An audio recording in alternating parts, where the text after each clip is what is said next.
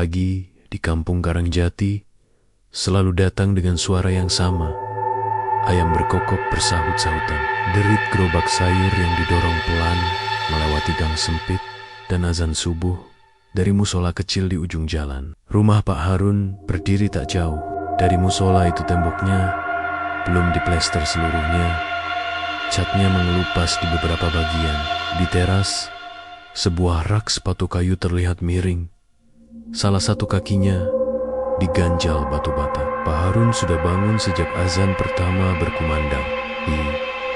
Duduk lama di sajadahnya setelah salat, menunduk dengan tasbih yang tak lagi ia putar. Doanya selesai, tapi pikirannya belum. Di dapur, istrinya, Bu Sari, sedang batuk pelan. Batuk yang sudah berbulan-bulan tak kunjung reda. Di meja makan ada obat-obatan yang dibeli setengah karena uangnya tak cukup untuk satu resep penuh. "Abang, berangkat lebih pagi?" tanya Bu Sari lirih. Pak Harun mengangguk. "Ada rapat," katanya, "soal administrasi." Ia tak mengatakan bahwa rapat itu biasanya hanya berisi pengumuman yang sama. Honor guru honorer kembali terlambat karena dana belum turun. Kalimat yang diulang dengan nada sioliula itu hal biasa. Anaknya, Fikri, keluar kamar dengan wajah masih mengantuk. Mahasiswa semester akhir yang kini lebih sering diam. Biaya kuliahnya menunggak 2 bulan. Ia sudah mencoba melamar kerja paruh waktu, tapi belum ada panggilan. "Pak, nanti sore aku ke kampus lagi. Coba bicara sama bagian keuangan," katanya pelan. Pak Harun menepuk bahu anaknya. "Insya Allah ada jalan." Kalimat itu terdengar ringan, tapi di dadanya terasa berat. Sekolah tempat Pak Harun mengajar berdiri di pinggir jalan raya kecil, berdinding kusam dengan pagar besi yang cat hijaunya sudah berkarat. Di gerbang, beberapa murid menyapanya dengan sopan. "Assalamualaikum, Pak." "Waalaikumsalam," jawabnya, berusaha tersenyum. Di kelas, ia mengajar seperti biasa. Suaranya tenang, tulisannya rapi di papan. Ia dikenal sabar. Jika ada murid yang lambat memahami pelajaran, ia tak pernah membentak. Di antara semua muridnya, ada satu anak yang selalu duduk di bangku depan Raffi. Raffi anak yatim. Ayahnya meninggal 3 tahun lalu karena kecelakaan kerja. Ibunya berjualan gorengan di pasar. Raffi pintar dan pendiam. Ia sering membantu Pak Harun membereskan buku setelah jam pelajaran selesai. "Pak, kalau saya dapat nilai bagus terus, bisa dapat beasiswa kan?" tanyanya suatu siang. "Bisa, asal kamu terus berusaha," jawab Pak Harun. Raffi tersenyum lebar. Senyum yang membuat Pak Harun merasa pekerjaannya masih berarti. Namun siang itu, setelah jam terakhir, Pak Harun dipanggil ke ruang guru. Kepala sekolah duduk dengan wajah kaku. "Kita belum bisa membayar honor bulan ini, Pak Harun. Mungkin bulan depan dirapel." Pak Harun hanya mengangguk. Ia sudah hafal nada itu.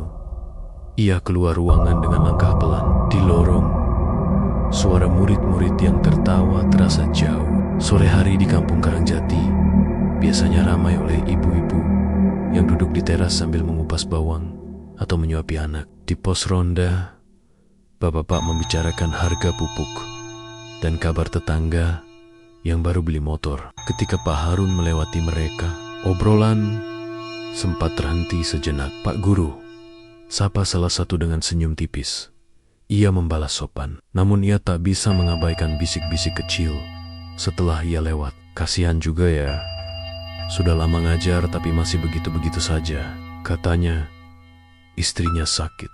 Kalimat-kalimat itu tak jahat, tapi cukup untuk membuatnya merasa kecil. Malam turun pelan. Selepas maghrib, suara anak-anak mengaji terdengar dari musola. Pak Harun biasanya ikut mengajar ngaji 2 kali seminggu tanpa bayaran. Tapi malam itu, ia memilih di rumah. Lampu ruang tamu berkedip sekali, lalu stabil. Angin masuk dari jendela yang tak tertutup rapat, membawa bau tanah basah Meski tak hujan, Pak Harun duduk di meja kecil, tempat ia menyimpan buku absen sekolah.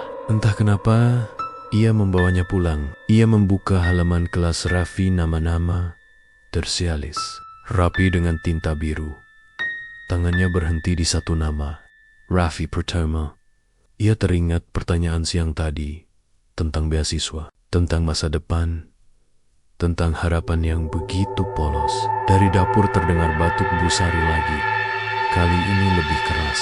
Pak Harun bangkit, mengambil segelas air hangat untuk istrinya. "Besok kita ke rumah sakit lagi, Bang?" tanya Busari. Pelan, Pak Harun terdiam beberapa detik. "Kita lihat dulu ya." Ia kembali ke ruang tamu. Jam dinding berdetak lebih nyaring dari biasanya. Tik, tik, tik. Seolah menghitung sesuatu yang tak ia pahami. Di luar, ronda malam mulai berjalan. Suara kentongan dipukul 3 kali.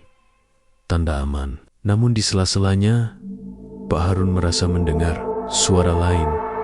Seperti langkah kecil di halaman. Ia menoleh ke jendela. Gelap, hanya bayangan pohon pisang yang bergoyang. "Perasaan saja," gumamnya. Ia mematikan lampu ruang tamu dan masuk kamar. Tapi saat ia hampir terlelap, terdengar suara Sangget Palan. Seperti anak kecil membaca sesuatu dengan terbata-bata. Alif Lam Mim. Pak Harun membuka mata. Jantungnya berdegup lebih cepat. Ia bangkit, membuka pintu kamar. Rumah sunyi. Fikri sudah tertidur. Busari tak lagi batuk. Suara itu hilang. Ia berdiri beberapa saat di tengah ruang tamu yang gelap. Hanya cahaya bulan masuk dari celah jendela. Di meja, buku absen masih terbuka. Angin malam meniup halamannya hingga bergerak pelan. Dan entah kenapa, halaman itu berhenti tepat di nama yang tadi ia tatap terlalu lama. Pak Harun menelan ludah. Ia menutup buku itu cepat-cepat, lalu mematikan lampu sepenuhnya. Di dalam dadanya, ada rasa yang belum bisa ia beri nama. Bukan takut sepenuhnya, bukan juga sekadar lelah. Seperti ada sesuatu yang mulai memperhatikannya. Dan ia belum tahu, perhatian itu kelak akan meminta harga yang tak pernah ia bayangkan. Hari-hari setelah malam itu berjalan seperti biasa, setidaknya di permukaan. Pak Harun tetap berangkat pagi, mengajar dengan suara tenang, pulang menjelang asar dengan langkah yang semakin berat. Namun ada sesuatu yang berubah dalam dirinya, jadi lebih sering terdiam, lebih lama memandangi ruang kosong. Malam Jumat tiba dengan udara yang lebih dingin dari biasanya. Selepas maghrib, langit tampak bersih tanpa awan. Di musola, pengajian rutin ibu-ibu berlangsung lebih lama. Suara mereka melantunkan surah Yasin terdengar lirih terbawa angin. Pak Harun ikut salat Isya berjamaah. Ia berdiri di saf kedua, menunduk lebih dalam saat rukuk. Dalam sujudnya, ia mencoba memohon dengan sungguh-sungguh tentang kesehatan istrinya, tentang kuliah anaknya, tentang rezeki yang terasa makin menjauh. Selesai doa bersama, jamaah mulai bubar. Beberapa bapak-bapak menyalami satu sama lain. Lampu musola yang kuning redup membuat bayangan terlihat lebih panjang di lantai keramik. Pak Harun, suara itu datang dari belakangnya. Ia menoleh pelan. Seorang lelaki tua berdiri tidak jauh dari pintu. Tubuhnya kurus, sorot matanya tajam, namun redup di saat yang sama. Pak Harun mengenal wajah itu, meski sudah lama tak berjumpa. "Pak Sulaiman?" tanyanya ragu. Lelaki itu tersenyum tipis. Masih ingat rupanya. Pak Sulaiman pernah menjadi wali murid di sekolahnya bertahun-tahun lalu.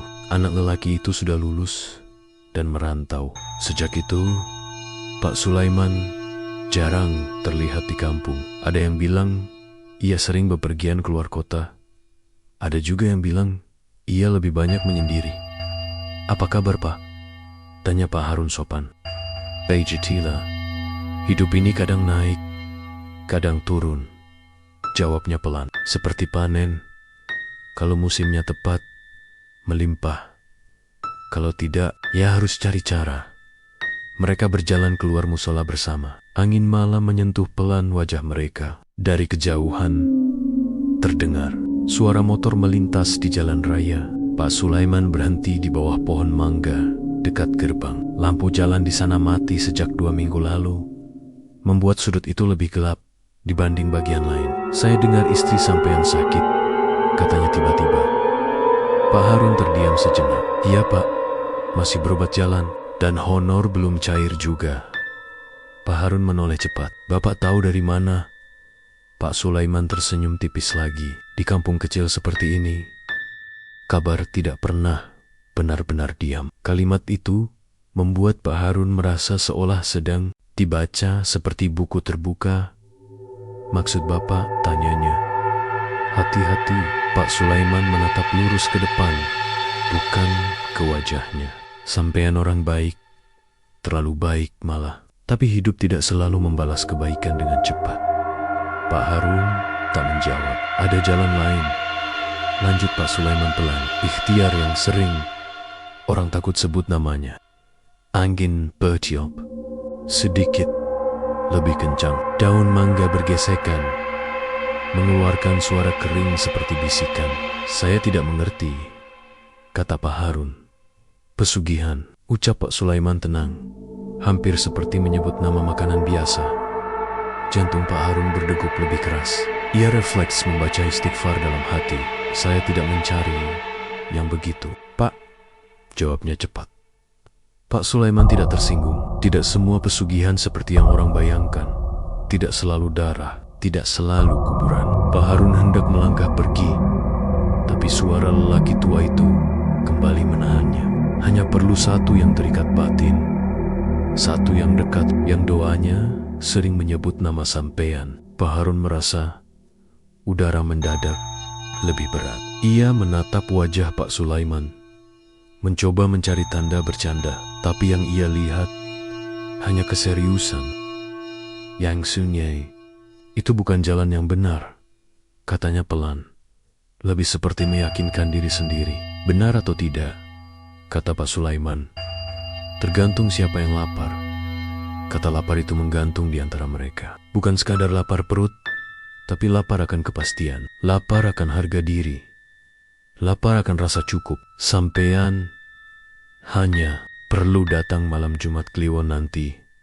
Lanjutnya, tidak ada yang perlu dibawa. Tidak ada yang perlu dikorbankan dengan tangan sendiri. Pak Harun merasakan tenggorokannya kering. Kalau saya tidak mau, Pak Sulaiman akhirnya menatapnya langsung. Ya sudah, anggap saja saya tidak pernah bicara. Sunyi beberapa detik. Dari dalam musola terdengar suara pengurus mematikan. Pengeras suara. Lampu-lampu satu persatu dipadamkan. Pak Harun mengangguk pelan. Saya pulang dulu Pak. Tentu, jawab Pak Sulaiman. Pikirkan saja. Hidup ini kadang tidak memberi waktu terlalu lama untuk memilih. Sepanjang jalan pulang, langkah Pak Harun terasa tidak seimbang. Kata-kata itu berputar di kepalanya. Satu yang terikat batin, satu yang doanya sering menyebut namamu. Di rumah, Pusari sudah tertidur. Fikri masih duduk di ruang tamu dengan laptop terbuka. Wajahnya kusut. Pak, katanya tanpa menoleh, kalau misalnya aku cuti dulu 1 semester, bagaimana? Pak Harun berhenti di ambang pintu. Kenapa? Supaya nggak nambah tunggakan. Kalimat itu seperti pukulan pelan yang lebih menyakitkan karena datang dari anaknya sendiri. Nanti kita pikirkan, jawab Pak Harun lirih. Ia masuk kamar, tapi tak langsung berbaring. Ia duduk di tepi ranjang, menatap jendela yang sedikit terbuka.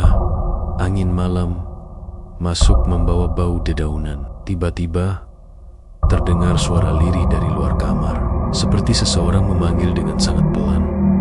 Pak Harun menahan napas. Ia membuka pintu perlahan. Ruang tamu kosong. Lampu redap. Buku absen di meja kembali terbuka, padahal ia yakin sudah menutupnya tadi pagi. Halamannya bergerak pelan karena angin, dan lagi-lagi berhenti di satu nama. Raffi Pratama. Pak Harun menatap nama itu lama. Di telingganya terngiang suara Pak Sulaiman yang terikat batin. Ia menutup buku itu dengan tangan gemetar. Lalu ia berbisik, hampir tanpa suara, "Astagfirullah." Namun malam itu, untuk pertama kalinya, istighfarnya terasa tidak cukup kuat untuk menenangkan pikirannya sendiri. Sejak pertemuannya dengan Pak Sulaiman, hidup Pak Harun terasa berjalan di atas dua lapis kenyataan. Di luar, semuanya tampak biasa. Ia tetap guru yang sabar, suami yang lembut, ayah yang tidak banyak mengeluh. Namun, di dalam, pikirannya seperti ruangan yang pintunya tidak pernah benar-benar tertutup. Pagi itu, ia berangkat lebih awal. Kabut tipis masih menggantung di ujung gang. Seorang tetangga menyiram halaman. Air mengalir pelan ke selokan. "Pagi, Pak Guru," sapa tetangga itu. "Pagi," jawabnya singkat. Di sekolah, suasana tidak jauh berbeda dari hari-hari sebelumnya. Namun, begitu bel istirahat berbunyi, ia kembali dipanggil ke ruang kepala sekolah. Kali ini, bukan soal honor saja. "Kita sedang evaluasi jumlah guru honorer, Pak Harun," kata kepala sekolah dengan nada hati-hati. "Ada kemungkinan beberapa jam pelajaran akan dikurangi." "Dikurangi?" ulang Pak Harun pelan. "Iya, murid makin sedikit, anggaran terbatas." Kata-kata itu terasa seperti tanah yang digeser pelan dari bawah kakinya. "Berarti honor saya juga berkurang." Kepala sekolah mengangguk kecil. Untuk sementara, Pak Harun keluar ruangan dengan langkah yang lebih berat dari biasanya. Di lorong, beberapa murid berlari sambil tertawa. Suara mereka terdengar jauh, seolah berasal dari dunia lain. Di kelas berikutnya, ia mengajar seperti biasa. Namun, pikirannya melayang. Kapur di tangannya patah 2 kali. Ia tidak menyadarinya sampai Raffi berdiri dan mengambilkan kapur baru. "Pak, nggak apa-apa?" tanya anak itu. Pak Harun tersenyum tipis. "Tidak apa-apa." Raffi menatapnya beberapa detik lebih lama, lalu kembali duduk. Entah kenapa, tatapan itu terasa berbeda. Lebih dalam, seolah anak itu bisa melihat sesuatu yang sedang ia sembunyikan. Siang harinya, telepon dari rumah sakit datang. Bu Sari harus menjalani pemeriksaan lanjutan. Biayanya tidak sedikit. Pak Harun duduk di bangku kayu depan sekolah setelah jam pulang. Ia menghitung uang di dompetnya. Tidak cukup bahkan untuk setengahnya. Angin siang terasa panas. Debu jalanan berterbangan setiap motor lewat. Ia menutup mata sejenak. Suara Pak Sulaiman muncul lagi di kepalanya. Hidup ini kadang tidak memberi waktu terlalu lama untuk memilih. Ia membuka mata cepat-cepat, seperti ingin mengusir bayangan itu. Sore di kampung terasa lebih riuh dari biasanya. Ibu-ibu membicarakan kabar seseorang yang baru membeli mobil bekas. Anak-anak berlarian mengejar layangan putus. Pak Harun melewati pos ronda. Beberapa bapak-bapak berhenti, bicara saat ia lewat. "Kasihan juga ya, guru sekarang terdengar samar. Kerja, capek, hasilnya segitu-segitu saja." Ia tidak tahu apakah itu sindiran atau simpati, tapi keduanya sama-sama melukai. Di rumah, Fikri sedang duduk menunduk di ruang tamu. "Aku diterima kerja, Pak," katanya pelan. Wajah Pak Harun langsung terangkat. "Alhamdulillah." "Di mana?" "Di kafe, shift malam." Kata malam itu terasa panjang. Jam berapa pulangnya? Kadang jam 1, kadang lebih. Pak Harun ingin melarang, tapi ia menahan diri. Ia tahu anaknya melakukan itu bukan untuk gaya hidup, melainkan untuk bertahan. "Jangan sampai kuliah terganggu," katanya akhirnya. Fikri mengangguk. Di kamar, Bu Sari terbaring lebih pucat dari biasanya. Tangannya dingin saat digenggam. "Abang jangan terlalu dipikirkan," bisik. "Saya ini cuma sakit biasa." Pak Harun tersenyum, tapi matanya terasa panas. Malam datang lebih cepat. Selepas maghrib, listrik sempat padam beberapa menit. Rumah tenggelam dalam gelap yang pekat. Hanya suara jangkrik dan anjing menggonggong dari kejauhan. Dalam gelap itu, Pak Harun duduk diam di ruang tamu. Ia merasa rumahnya lebih sempit dari biasanya. Listrik menyala kembali. Dan di meja, buku absen itu sudah terbuka lagi. Ia yakin benar. Kali ini, ia tidak menyentuhnya sejak tadi siang. Langkahnya mendekat pelan. Halaman yang terbuka bukan lagi halaman Raffi, melainkan halaman daftar nilai. Namun satu nama tampak lebih tebal, seperti ditimpa tinta berkali-kali. Raffi Pratama. Pak Harun mengusap matanya. Ketika ia melihat lagi, tinta itu tampak biasa. Tidak ada yang aneh. Ini cuma perasaan, gumam Nia. Tiba-tiba terdengar suara ketukan pelan dari arah pintu depan. Tok, tok, tok. Jantungnya berdegup cepat. Ia melangkah mendekat dan membuka pintu. Tidak ada siapa-siapa, hanya angin malam yang berembus membawa bau tanah basah. Ia hendak menutup pintu ketika terdengar suara sangat pelan, seperti anak kecil berbicara dari kejauhan. Pak, ia menahan napas. Pak, suara itu tidak jelas arahnya, bukan dari luar, bukan pula dari dalam. Pak Harun menutup pintu cepat-cepat dan bersandar di baliknya. Napasnya tidak teratur. Di kepalanya, kalimat itu muncul lagi. Satu yang terikat batin, satu yang dekat. Ia mencoba mengingat kapan terakhir kali merasa benar-benar dekat dengan seseorang di luar keluarganya. Wajah-wajah muridnya melintas cepat. Namun satu wajah bertahan lebih lama. Raffi. Anak itu sering datang lebih pagi, hanya untuk bertanya soal pelajaran, sering membantu membereskan buku tanpa diminta. Bahkan pernah diam-diam meninggalkan sebungkus gorengan di meja Pak Harun saat tahu gurunya belum makan siang. Pak Harun memejamkan mata.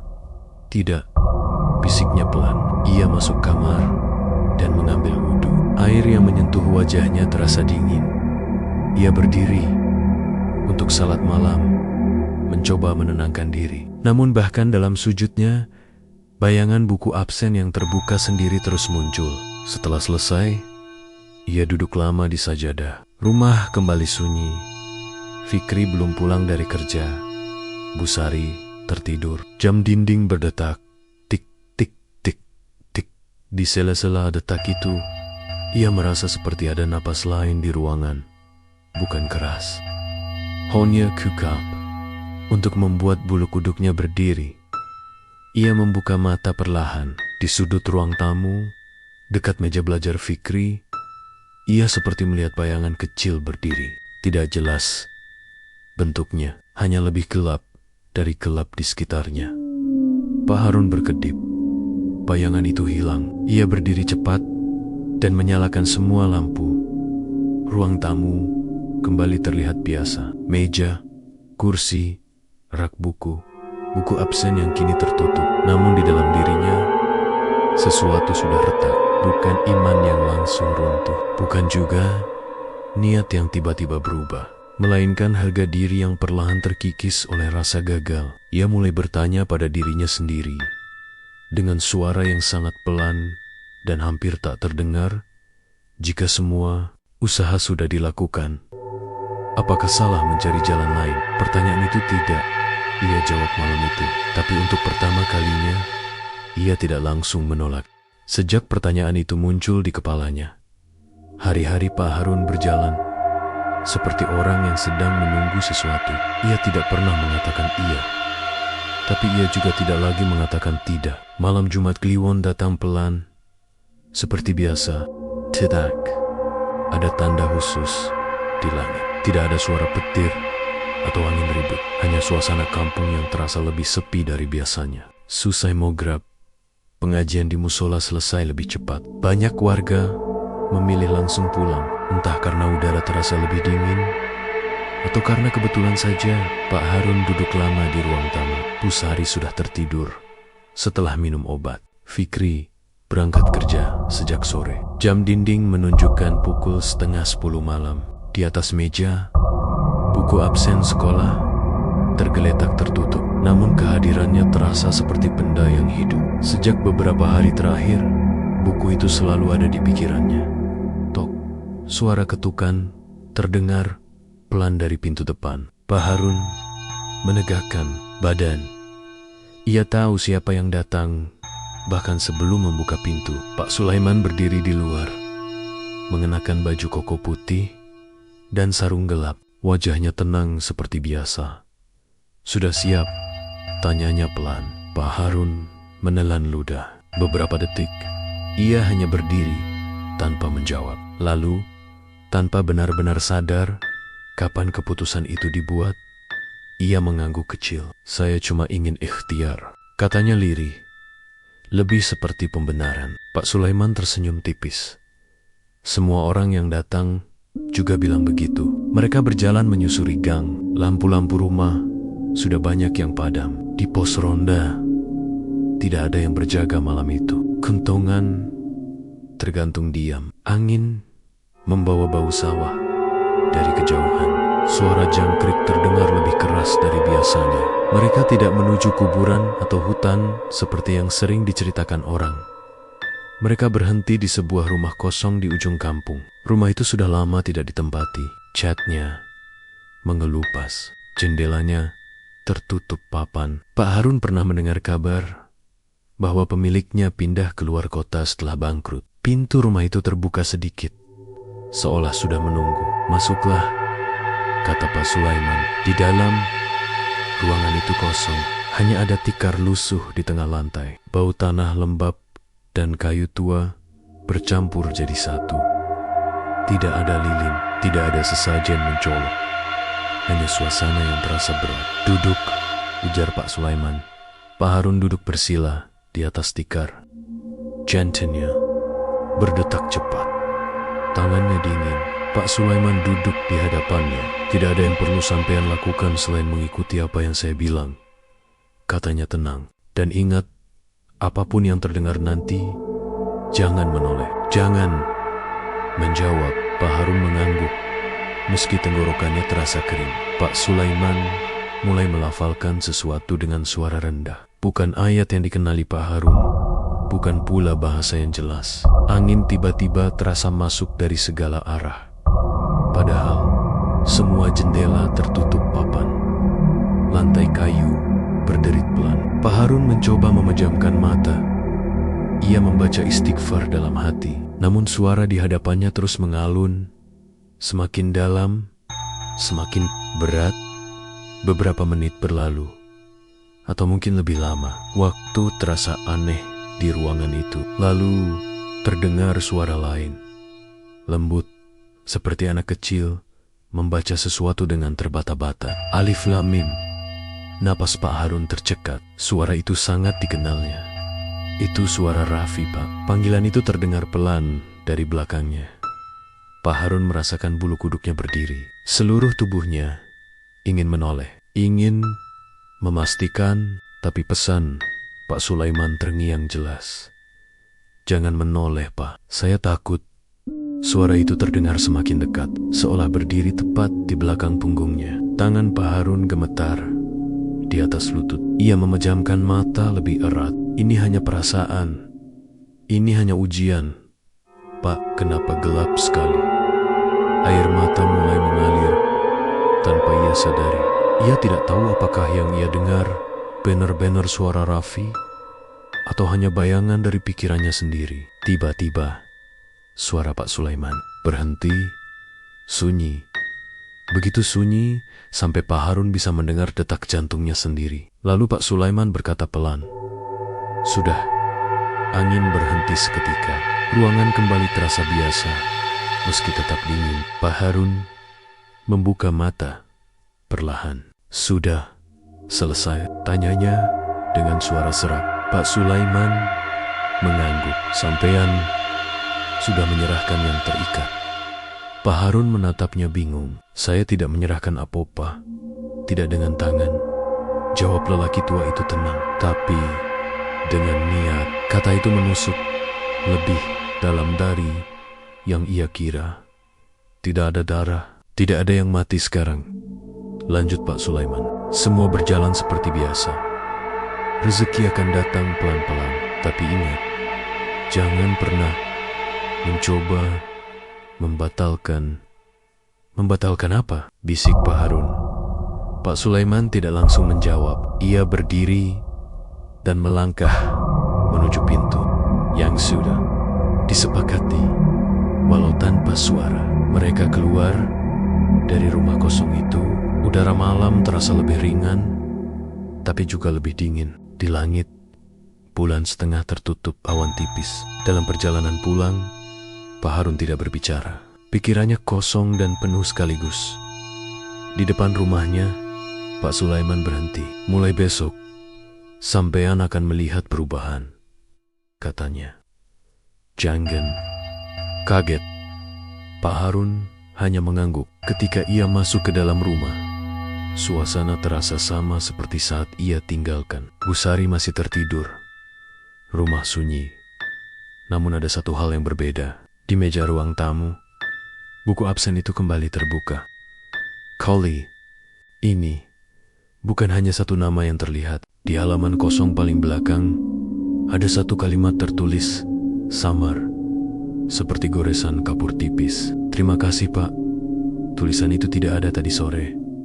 Pak Harun mendekat perlahan. Jantungnya berdetak keras. Ia menyentuh kertas itu. Kosong. Tidak ada tulisan apapun. Ia menarik tangannya cepat-cepat. Di kejauhan, terdengar suara motor Fikri memasuki gang. Pak Harun berdiri sendirian di ruang tamu, di bawah lampu yang tiba-tiba berkedip sekali. Ia tidak tahu apakah yang barusan ia lakukan benar nyata. Tapi jauh di dalam hatinya, ia merasa sesuatu telah dilepaskan dan sesuatu yang lain mulai mendekat. Perubahan itu datang lebih cepat dari yang dibayangkan Pak Harun. Pagi, setelah malam Jumat Kliwon, ia terbangun dengan perasaan aneh. Bukan takut, bukan juga lega. Hanya seperti seseorang yang selesai melakukan sesuatu yang tidak bisa ia ceritakan pada siapapun. Udara pagi terasa biasa. Ayam tetap berkokok. Suara sapu lidi terdengar dari rumah tetangga. Namun di dalam dirinya ada kesunyian yang berbeda. Ia berangkat ke sekolah seperti biasa. Di ruang guru, suasana tampak lebih ramai. Bendahara sekolah memanggil namanya. Pak Harun, honor bulan lalu dan bulan ini sudah cair. Silakan tanda tangan. Pak Harun terdiam beberapa detik. Dirapel Pak? Tanyanya pelan. Iya. Tiba-tiba dana dari dinas turun semua. Jarang-jarang begini. Jarang-jarang. Tangannya sedikit gemetar saat menerima amplop itu. Jumlahnya memang tidak besar, tapi cukup untuk membayar tunggakan kuliah Fikri dan sebagian biaya kontrol Busari. Ia mengucap syukur dalam hati. Namun bersamaan dengan itu, bayangan rumah kosong dan suara lirih di belakang punggungnya kembali terngiang. Di kelas, ia mengajar dengan lebih ringan. Murid-murid memperhatikan seperti biasa. Raffi duduk di bangku depan, menulis dengan rapi. Saat pelajaran selesai, Raffi kembali menghampiri. Pak, hari ini Bapak kelihatan beda, katanya polos. Taida, bagaimana? Tanya Pak Harun sambil membereskan buku. Lebih capek. Pak Harun tersenyum tipis. Mungkin kurang tidur. Raffi mengangguk, tapi matanya menatap lebih lama dari biasanya. Sore harinya, Pak Harun membuka kembali usaha fotokopi kecil di teras rumah. Mesin itu sudah lama sering rusak. Biasanya hanya beberapa anak sekolah yang datang. Namun sore itu, 2 orang dari kampung sebelah datang mencetak dokumen. Tak lama, seorang ibu meminta bantuan menggandakan berkas arisan. Lalu seorang pemuda mencetak lamaran kerja. Mesin fotokopi yang biasanya sunyi mendadak bekerja tanpa henti. Laris ya bang, kata Busari dari dalam rumah. terdengar sedikit lebih ceria. Iya, jawab Pak Harun pendek. Ia tidak tahu harus merasa senang atau khawatir. Menjelang maghrib, uang di laci mesin lebih banyak dari biasanya. Ia menghitungnya pelan. Cukup, kata itu muncul di kepalanya. Cukup untuk hari ini. Namun ketika azan maghrib berkumandang, lampu teras berkedip 2 kali, lalu stabil kembali. Pak Harun menoleh ke atas. Lampu itu baru diganti bulan lalu. Ia masuk untuk salat berjamaah di rumah bersama Bu Sari. Dalam sujudnya, ia mencoba berdoa seperti biasa. Namun setiap kali menyebut rezeki, ada perasaan asing menyelip di antara kata-katanya. Malam itu, Fikri pulang lebih awal dari biasanya. Pak, aneh, katanya sambil duduk di ruang tamu. Apa? Tiba-tiba manajer bilang, aku boleh ambil shift siang saja, mulai minggu depan. Katanya, ada yang mengundurkan diri. Pak Harun mengangguk pelan. Semua terasa terlalu mudah, terlalu lancar. Seolah ada tangan tak terlihat yang merapikan jalan di depan mereka. Saat mereka berbincang, terdengar suara seperti gesekan kursi. Dari kamar belajar Fikri, kamu dengar? Tanya Pak Harun. Dengar apa? Suara itu berhenti. Tidak apa-apa, jawabnya cepat. Beberapa menit kemudian, terdengar lagi, pelan, seperti seseorang sedang duduk lalu berdiri. Pak Harun bangkit dan membuka pintu kamar itu. Kosong, jendela tertutup, meja rapi, tidak ada apa-apa. Namun kursi di depan meja sedikit bergeser dari posisi biasanya. Ia menatap kursi itu lama. Di kepalanya terbayang sosok kecil duduk dengan seragam putih biru.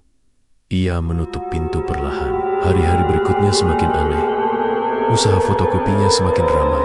Bahkan guru-guru dari sekolah lain mulai datang karena katanya hasil cetaknya lebih jelas. Pak Harun tahu mesinnya tidak pernah diservis. Suatu sore, seorang tetangga mampir. Pak, mesin Bapak ini bagus sekali ya. Saya sudah fotokopi di tempat lain. Hasilnya buram. Pak Harun hanya tersenyum. Ia sendiri pernah melihat hasil cetaknya lebih tajam dari biasanya. Seolah tinta tidak pernah habis. Di sekolah, kepala sekolah tiba-tiba menawarinya tambahan jam mengajar karena ada guru yang pindah. Rezeki Bapak memang sedang bagus, kata kepala sekolah sambil tersenyum. Kalimat itu membuat tengkuk Pak Harun terasa dingin. Namun di balik semua kelancaran itu, ada hal lain yang mulai berubah. Raffi terlihat semakin pucat. Awalnya hanya terlihat lelah, lalu mulai sering batuk kecil saat pelajaran. Sudah makan belum? Tanya Pak Harun suatu hari. Sudah Pak, jawabnya pelan. Namun suaranya tidak sekuat biasanya. Saat pelajaran berlangsung, Raffi beberapa kali terlihat menoleh ke belakang, ke sudut kelas yang kosong. Kamu lihat apa? Tanya Pak Harun. Raffi ragu sebentar. Tidak tahu Pak.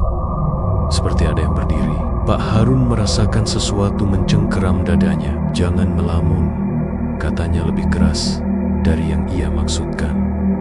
Raffi terdiam. Sepulang sekolah, langit mendung. Angin berembus, membawa bau hujan. Pak Harun berjalan sendiri melewati lorong kelas. Di papan tulis kelas Raffi, ada bekas kapur samar yang belum dihapus. Satu kata tertinggal kecil di sudut bawah. Pak, ia yakin itu bukan bagian dari pelajaran tadi. Ia mengambil penghapus dan menghapusnya cepat-cepat. Namun saat ia berbalik untuk keluar kelas, terdengar suara sangat pelan dari belakangnya. Jangan panggil lagi. Pak Harun menoleh cepat. Kelas kosong, hanya kursi-kursi kayu yang berderit. Rapi napasnya terasa berat. Malamnya, setelah semua tertidur, ia duduk sendirian di ruang tamu. Uang hasil fotokopi tergeletak di meja. Honor yang sudah ia sisihkan tersimpan di laci. Hidupnya membaik, istrinya bisa kontrol rutin. Fikri tidak perlu cuti kuliah. Semua yang ia minta seperti dijawab. Namun di sela-sela rasa syukur itu, ada suara kecil yang terus bertanya, dengan harga apa? Lampu ruang tamu kembali berkedip. Kali ini lebih lama. Di sudut ruangan, dekat rak buku, ia merasa ada sesuatu yang berdiri. Tidak jelas bentuknya, hanya bayangan yang sedikit lebih pekat dari gelap. Dan untuk sesaat, ia mendengar suara napas kecil. Bukan napas orang dewasa, seperti napas anak yang sedang menahan tangis. Pak Harun memejamkan mata. Ini cuma perasaan, bisiknya. Namun jauh di dalam hatinya, ia mulai menyadari satu hal yang tidak ingin ia akui. Rezeki itu memang datang, tapi ia tidak datang sendirian. Perubahan pada Raffi tidak terjadi sekaligus. Ia datang pelen-pelen, seperti embun yang menempel tanpa disadari, lalu tiba-tiba membuat segalanya basah. Awalnya hanya lingkaran hitam di bawah mata, lalu wajah yang lebih sering pucat. Senyumnya masih ada, tapi tidak seterang dulu. Suatu pagi, saat Pak Harun masuk kelas, ia melihat Raffi sudah duduk di bangku depan seperti biasa. Namun, anak itu tidak langsung berdiri, memberi salam seperti biasanya. "Assalamualaikum," ucap Pak Harun. "Waalaikumsalam, Pak," jawab murid-murid. Serempak, Raffi ikut menjawab, tapi suaranya nyaris tidak terdengar. Saat pelajaran berlangsung, kapur di tangan Pak Harun kembali terasa lebih berat. Ia mencoba fokus menjelaskan materi, namun matanya berkali-kali tertuju pada Raffi. Anak itu menunduk lebih lama dari biasanya. "Raffi, coba jawab nomor 2, kata Pak Harun lembut. Raffi berdiri perlahan. Ia membaca soal, tapi suaranya terputus di tengah kalimat. "Pak, saya lupa." Kelas terdiam. Itu pertama kalinya Raffi lupa jawaban yang sebenarnya mudah. "Tidak apa-apa, duduk dulu," kata Pak Harun cepat. Namun ketika Raffi hendak duduk, tubuhnya oleng sedikit. Ia berpegangan pada meja. Pak Harun spontan mendekat. "Kamu sakit?" Raffi menggeleng pelan. "Cuma pusing, Pak. Sudah sarapan?" Anak itu ragu sebentar, lalu mengangguk. Pak Harun tidak bertanya lagi, tapi di dalam hatinya, rasa dingin itu muncul kembali. Siang hari, setelah jam pelajaran selesai, Raffi tidak langsung pulang. Ia berdiri di dekat meja guru. "Pak," katanya pelan.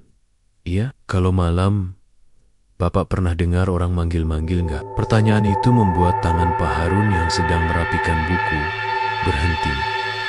"Manggil bagaimana?" "Seperti suara orang yang kenal sama kita," jawab Raffi. "Kadang panggil nama saya, kadang cuma bilang ke sini." Dada Pak Harun terasa sesak. "Kamu mimpi mungkin?" katanya cepat. Raffi menggeleng. "Saya nggak tidur, Pak. Biasanya habis Isya, suaranya dari luar jendela." Pak Harun menelan ludah. "Jangan dibuka jendelanya kalau malam." Raffi terdiam. Lalu ia berkata pelan, tapi suaranya mirip suara bapak. Ruangan itu terasa mendadak lebih sempit. "Apa maksudmu?" tanya Pak Harun dengan nada yang tanpa sadar meninggi. Raffi tampak kaget. "Enggak. Tahu, Pak, mungkin saya salah dengar." Pak Harun memalingkan wajah. "Sudah, pulang saja.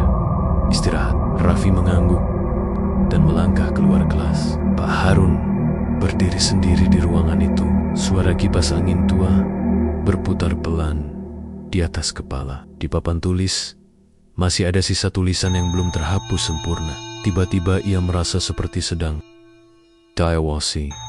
Ia menoleh ke bangku paling belakang. Kosong. Namun entah kenapa, ia yakin ada sesuatu yang duduk di sana, diam, memperhatikan. Di rumah, usaha fotokopi semakin ramai. Bahkan seorang pegawai kelurahan datang membawa setumpuk berkas. "Kalau bisa malam ini selesai ya, Pak," katanya. Pak Harun mengangguk. Mesin itu bekerja tanpa henti. Aneh sekali, tidak pernah macet lagi.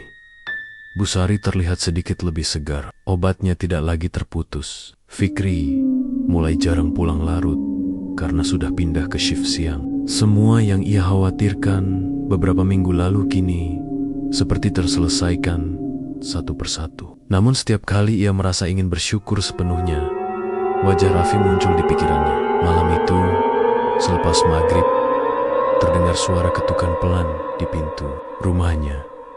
Tok, tok. Pak Harun membuka pintu. Raffi berdiri di sana bersama ibunya. "Maaf ganggu, Pak," kata ibu Raffi dengan wajah cemas. "Anak saya ini sering mengigau. Panggil-panggil nama Bapak." Pak Harun merasa kakinya melemas. "Masuk dulu, Bu," katanya pelan. Raffi duduk di kursi ruang tamu. Wajahnya semakin pucat di bawah cahaya lampu kuning. "Sudah berapa lama?" tanya Pak Harun. "Semingguan ini," jawab ibunya. "Kadang dia bangun tengah malam, bilang ada yang berdiri di ujung ranjang." Katanya Pak Harun, "Ruangan itu terasa sunyi. Saya tidak pernah ke rumah kalian malam-malam," kata Pak Harun cepat. "Iya, saya tahu," jawab ibu itu. "Makanya saya bingung." Raffi menatap Pak Harun dengan mata yang tampak lebih dalam dari biasanya. "Pak, kalau saya salah apa-apa, bilang saja," katanya lirih. "Tidak ada yang salah," jawab Pak Harun. Suaranya hampir tidak terdengar. Setelah mereka pulang, Pak Harun duduk lama di ruang tamu. Lampu kembali berkedip pelan. Dari arah kamar belajar Fikri, terdengar suara kursi digeser. Ia menoleh. Pintu kamar itu terbuka sedikit. Padahal tadi ia yakin sudah menutupnya rapat. Langkahnya terasa berat saat mendekat. Di dalam kamar, kursi memang bergeser dari tempatnya, tepat menghadap ke pintu, seolah ada yang duduk di sana menunggu. "Cukup," bisik Pak Harun tanpa sadar. Tiba-tiba terdengar suara anak kecil sangat pelan di belakangnya. "Pak, saya capek," ia membeku. Suara itu jelas, bukan dari luar rumah, bukan dari jalan, tapi dari dalam. Ia menoleh cepat. Tidak ada siapa-siapa. Namun, udara terasa lebih dingin dari biasanya. Keesokan harinya di sekolah, Raffi pingsan di tengah pelajaran. Tubuhnya jatuh pelan dari kursi. Murid-murid panik. Pak Harun berlari mendekat. "Raffi," anak itu membuka mata sebentar. Bibirnya bergerak. "Pak, jangan panggil lagi." Kalimat itu membuat darah di tubuh Pak Harun seperti berhenti mengalir. Beberapa guru membantu membawa Raffi ke UKS. Wajah anak itu pucat seperti kertas. Saat ambulans datang menjemput, Pak Harun berdiri jauh di belakang, tidak berani mendekat terlalu dekat. Di dalam hatinya, sesuatu mulai retak lebih dalam. Rezeki memang datang, tapi setiap kali datang, tubuh seorang anak justru semakin lemah. Dan untuk pertama kalinya, Pak Harun tidak lagi bisa meyakinkan dirinya bahwa semua ini hanya kebetulan. Ia mulai sadar apa yang dilepaskan malam itu mungkin tidak benar-benar pergi. Ia mungkin hanya berpindah dan kini sedang menagih. Kabar Raffi pingsan di sekolah menyebar lebih cepat dari yang diduga Pak Harun. Di kampung kecil seperti Karangjati, satu peristiwa bisa menjadi bahan pembicaraan berhari-hari. Pagi itu, ketika Pak Harun berjalan melewati gang menuju sekolah, beberapa ibu-ibu yang sedang menyapu halaman menghentikan gerakan mereka sesaat. "Kasihan si Raffi ya," terdengar salah satu berbisik. "Ibunya sampai nangis semalaman," katanya. Sahut yang lain. Pak Harun menunduk, pura-pura tidak mendengar. Namun setiap kata terasa seperti menempel di punggungnya. Di pos ronda, dua bapak-bapak yang biasanya menyapanya hangat hanya mengangguk singkat. "Anak itu sehat-sehat saja dulu," kata salah satu pelan, tapi cukup terdengar. "Kok sekarang sering sakit ya? Namanya juga anak yatim. Mungkin kurang makan," jawab yang lain. Pak Harun tahu kalimat itu tidak sepenuhnya tuduhan, tapi entah kenapa Ia merasa seperti sedang diadili oleh bisikan-bisikan kecil yang tidak pernah diucapkan langsung. Di sekolah, suasana kelas terasa berbeda tanpa Raffi di bangku depan. Kursi itu kosong, seolah menyisakan ruang yang terlalu jelas untuk diabaikan. Pak Harun mengajar seperti biasa, namun matanya beberapa kali terarah ke bangku kosong itu. Saat ia menulis di papan, kapur tiba-tiba patah. Potongannya jatuh ke lantai dengan suara kecil yang terasa keras di ruangan sunyi. Beberapa murid saling pandang. "Pak, Raffi kapan masuk lagi?" tanya seorang anak. "Masih dirawat," jawab Pak Harun singkat. Ia berusaha terdengar tenang, tapi suaranya sedikit bergetar. Bel istirahat berbunyi.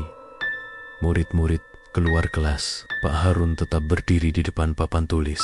Tiba-tiba terdengar suara pelan dari arah bangku depan. "Pak," ia menoleh cepat. Bangku itu kosong, namun untuk sesaat ia yakin melihat seragam putih biru duduk di sana. Kepala menunduk. Ia mengedipkan mata. Kosong. Hanya kursi kayu yang diam. Sore harinya, usaha fotokopi tetap ramai. Bahkan lebih ramai dari biasanya. Seorang perangkat desa datang membawa map tebal. "Pak Harun, minggu depan ada proyek pendataan warga. Fotokopinya di sini saja ya. Hasilnya bagus," katanya sambil tersenyum.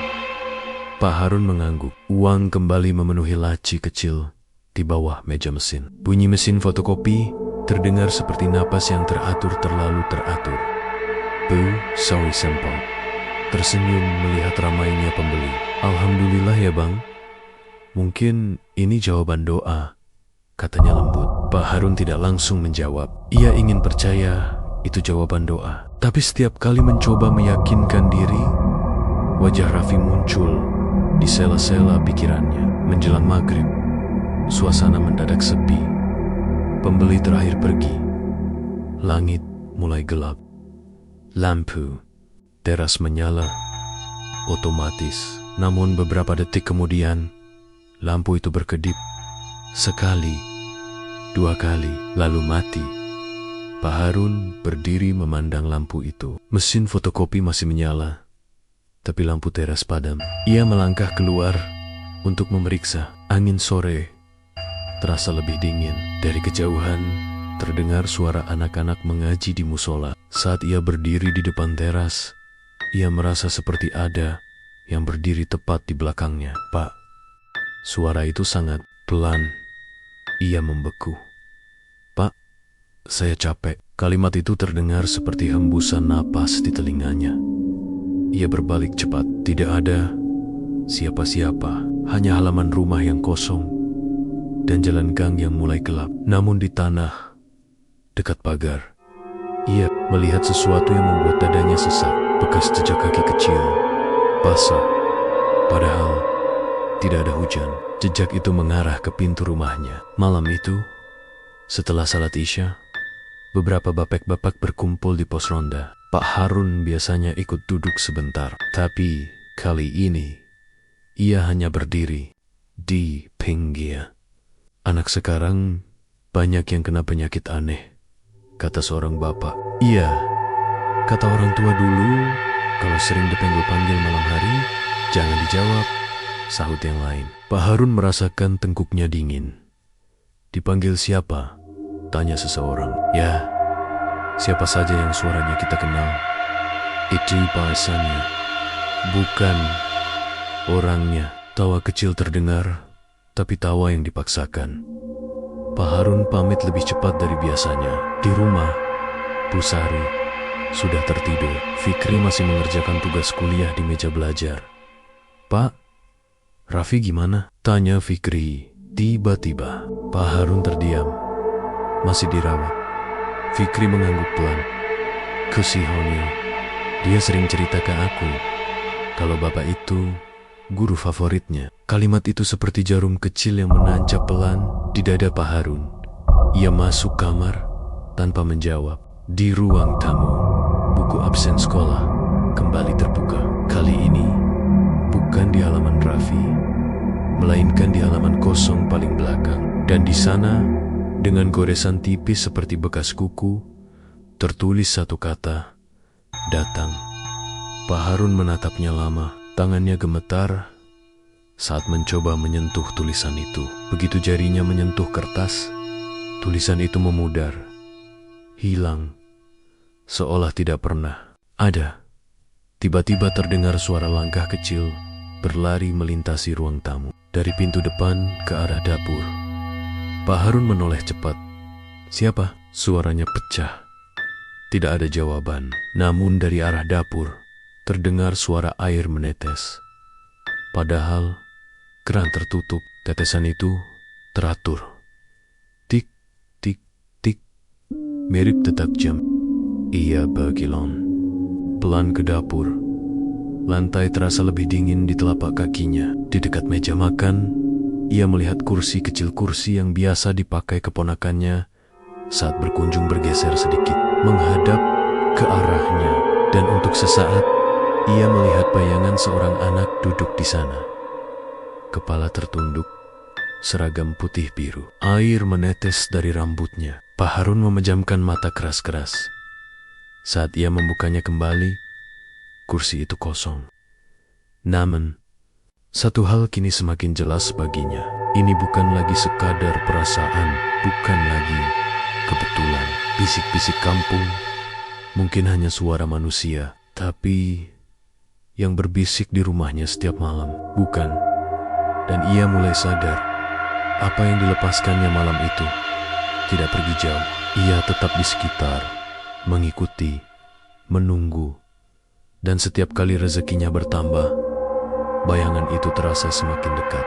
Kabar tentang kondisi Raffi semakin memburuk datang pada pagi yang mendung. Langit kelabu menggantung rendah di atas karang jati, seperti ikut menekan dada siapapun yang menengadah. Pak Harun menerima telepon dari wali kelas saat ia baru saja membuka usaha fotokopi.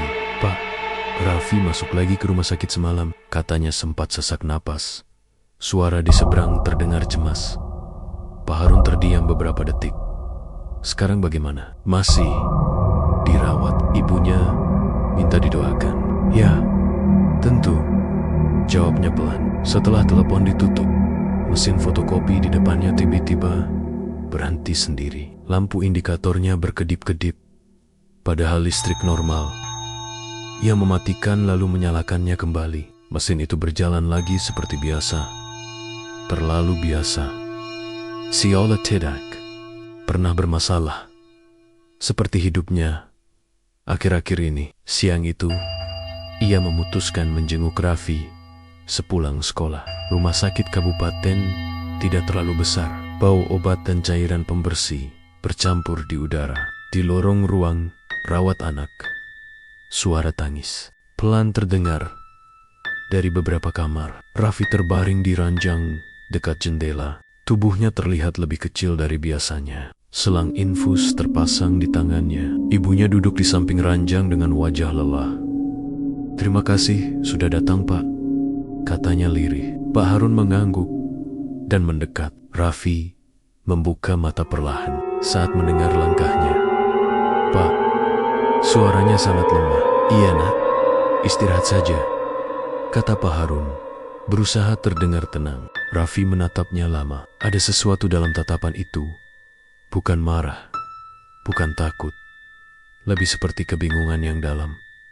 "Pak, kenapa Bapak sering berdiri di ujung ranjang saya?" bisiknya. Dunia seperti berhenti sejenak. Ibunya menoleh cepat. "Raffi, jangan ngaco tiap malam. Bapak manggil saya," lanjutnya pelan. "Bilang sudah waktunya." Pak Harun merasakan tangannya dingin. Ia ingin menyangkal, ingin tertawa, dan mengatakan itu hanya mimpi. Tapi suara anak itu terlalu jujur untuk diabaikan. "Saya tidak pernah ke sini malam-malam," katanya dengan suara yang hampir tak keluar. Raffi menutup mata perlahan, tapi suaranya suara bapak. Ibunya menyeka air mata. Pak Harun berdiri kaku di samping ranjang itu. Di luar jendela, langit semakin gelap. Tiba-tiba monitor kecil di samping tempat tidur berbunyi pelan, lalu stabil kembali. Suara itu membuat jantung Pak Harun berdegup keras. Ia pamit. Tak lama kemudian, kakinya terasa berat saat berjalan menyusuri lorong rumah sakit. Di luar, hujan mulai turun tipis. Malam itu, hujan tidak berhenti. Atap rumah berbunyi pelan ditimpa air. Fikri sudah tidur lebih awal. Busari batuk beberapa kali, lalu terlelap. Pak Harun duduk sendirian di ruang tamu. Buku absen kembali tergeletak di meja. Ia tidak ingat membawanya dari tas. Tangannya perlahan membuka halaman kelas Raffi. Nama itu masih tertulis jelas. Raffi Pratama. Tiba-tiba terdengar suara lirih dari arah pintu. Pak, ia menoleh. Pintu depan tertutup rapat. Pak, saya capek. Suara itu datang lagi. Kali ini lebih dekat. Pak Harun berdiri perlahan. Nafasnya memburu. Ini tidak nyata, bisiknya pada diri sendiri. Namun suara itu terdengar lagi. Pak, jangan panggil lagi. Kalimat yang sama seperti di sekolah saat Raffi pingsan. Lampu ruang tamu berkedip-kedip. Bayangan di dinding bergerak tidak wajar, seperti terlambat mengikuti cahaya. Dan di sudut ruangan, dekat rak buku, ia melihat sosok kecil berdiri. Tidak jelas wajahnya, hanya seragam putih biru yang basah, seolah habis kehujanan. Air menetes ke lantai. Tik, tik, tik, mirip detak jam. Maaf, suara Pak Harun pecah. Tanpa sadar, sosok itu tidak bergerak. Maaf, ulangnya lebih pelan. Tiba-tiba sosok itu mengangkat wajahnya sedikit. Namun sebelum ia bisa melihat dengan jelas, lampu mati total, gelap, hanya suara hujan dan detak jantungnya sendiri. Beberapa detik kemudian, listrik menyala kembali. Ruang tamu kosong. Lantai kering. Tidak ada siapa-siapa. Namun di buku absen, tinta pada nama Raffi terlihat lebih tebal dari sebelumnya. Seperti baru saja ditulis ulang. Keesokan paginya, kabar itu datang. Raffi meninggal dunia menjelang subuh. Pak Harun mendengar berita itu dari suara ibu-ibu yang lewat di depan rumahnya. Innalillahi, terdengar lirih. Ia berdiri terpaku di depan pintu. Hujan sudah berhenti. Udara pagi terasa dingin dan bersih, seolah tidak terjadi apa-apa. Di rumah duka, orang-orang membaca Yasin. Tangis tertahan terdengar dari dalam. Pak Harun berdiri di antara pelayat lain. Wajahnya pucat saat ia mendekat ke keranda kecil itu. Dadanya terasa sesak. Ia ingin mengatakan sesuatu, meminta maaf. Tapi pada siapa? Pada ibunya, pada anak yang sudah terbaring diam, atau pada dirinya sendiri? Saat doa dibacakan, ia mendengar suara sangat pelan di telinganya. Pak, sekarang sudah tidak capek. Air matanya jatuh. Tanpa bisa ia tahan. Ia tidak tahu apakah itu hanya bayangan dari rasa bersalahnya atau sesuatu yang lain. Namun satu hal kini tak bisa lagi ia sangkal. Nama yang dipanggil itu telah pergi, dan bersamaan dengan itu ia merasakan sesuatu dalam dirinya ikut terlepas. Bukan beban, bukan pula rasa lega, melainkan bagian dari nuraninya yang tak akan pernah kembali utuh. Di kejauhan, azan zuhur berkumandang pelan. Pak Harun menunduk. Untuk pertama kalinya sejak semua ini dimulai, ia tidak berani mengangkat wajahnya saat berdoa. Sejak pemakaman Raffi, kampung Karangjati terasa berbeda bagi Pak Harun. Jalan yang biasa ia lewati setiap pagi, kini seperti lorong panjang yang penuh bayangan. Orang-orang tetap menyapanya, tapi ada jarak tipis yang tak terlihat. Yang sabar. Ya Pak, kata seseorang di warung. Ia hanya mengangguk. Tidak ada yang menuduhnya, tidak ada yang menatapnya dengan curiga. Semua berjalan seperti biasa. Justru itu yang membuatnya semakin sesak. Sekolah mengadakan doa bersama untuk Raffi. Di kelas, bangku depan yang biasa ditempati anak itu kini kosong. Kepala sekolah sempat berkata, "Kita doakan agar almarhum Husna Ketima Pak Harun berdiri di depan kelas untuk memimpin doa. Tangannya gemetar saat mengangkatnya. Ketika doa selesai dan murid-murid menunduk khusyuk, ia merasa ada yang duduk di bangku depan itu. Bukan bayangan samar seperti sebelumnya. Kali ini lebih jelas. Sosok kecil dengan seragam putih biru. Kepala. Terkendang. Tangan terlipat di atas meja. Air tidak lagi menetes dari tubuhnya. Ia hanya duduk diam, menunggu. Pak Harun memejamkan mata keras-keras saat ia membukanya kembali. Bangku itu kosong, namun di papan tulis, di sudut paling bawah, ada tulisan kecil yang tidak pernah ia tulis. Pak, ia mengambil penghapus dan menghapusnya cepat-cepat. Tangannya bergetar. Tulisan itu hilang, tapi rasa dingin di tengkuknya tidak. Usaha fotokopi justru semakin maju. Proyek kelurahan benar-benar jatuh ke tangannya. Setiap hari ada saja orang datang mencetak atau menggandakan berkas loci wong hampir. Tidak pernah kosong. Pusari bisa menjalani kontrol rutin tanpa khawatir biaya. Fikri melunasi tunggakan kuliahnya.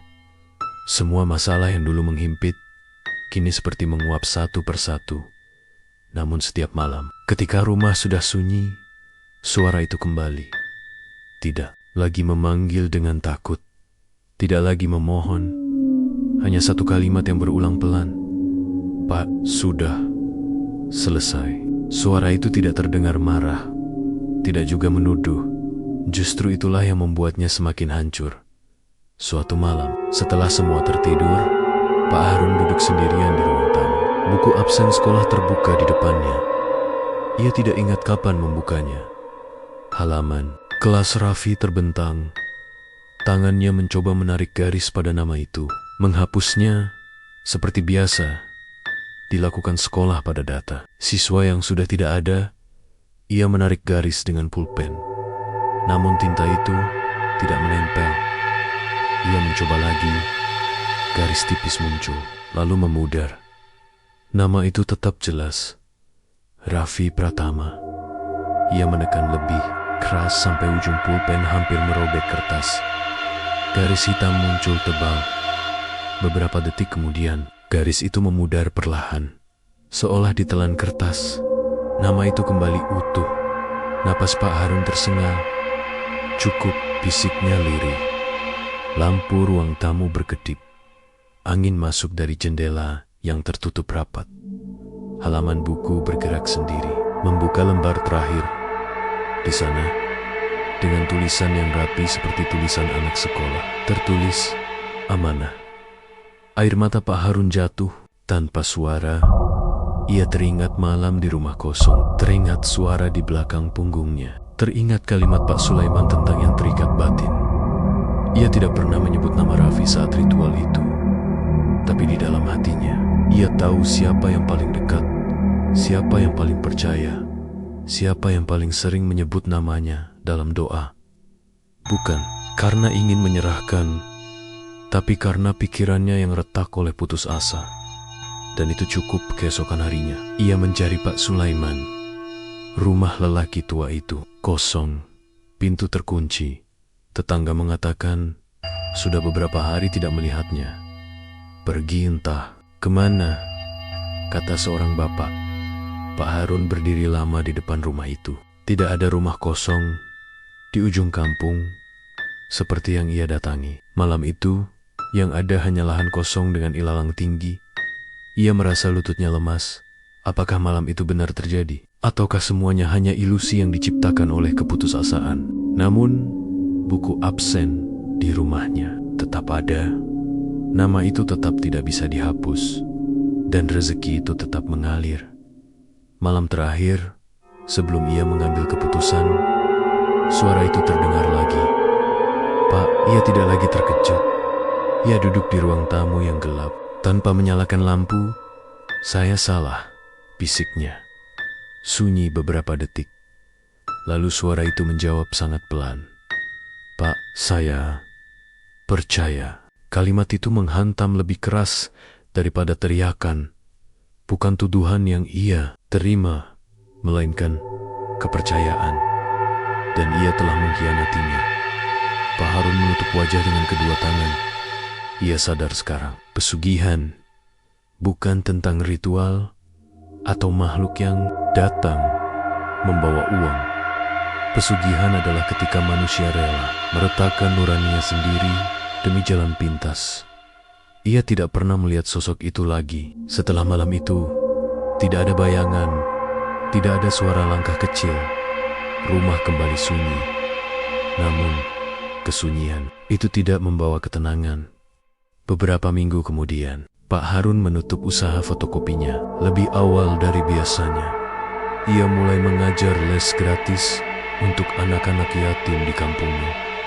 Uang masih ada, rezeki masih datang. Tapi ia tidak pernah lagi menghitungnya dengan rasa bangga. Setiap kali melihat bangku kosong di kelas, ia teringat satu nama yang tak pernah bisa dihapus. Dan setiap kali ia mengangkat tangan untuk berdoa, ia selalu menyelipkan satu kalimat yang sama. Ya Allah, jangan Engkau uji aku dengan rezeki yang harus dibayar dengan amanah. Nama di buku absen itu tetap ada. Sampai tahun ajaran berganti, tinta tidak pernah pudar. Seperti pengingat bahwa ada harga yang tak bisa ditebus dengan uang. Di kampung Karangjati, hidup berjalan seperti biasa. Anak-anak tetap berangkat sekolah. Pengajian tetap berlangsung setiap malam Jumat. Lampu teras rumah Pak Harun tak lagi berkedip. Namun di dalam dirinya, satu hal telah berubah selamanya. Ia akhirnya mengerti pesugihan bukan sekadar transaksi gaib. Ia adalah pengkhianatan pada kepercayaan yang paling tulus. Dan pengkhianatan seperti itu tidak pernah benar-benar selesai.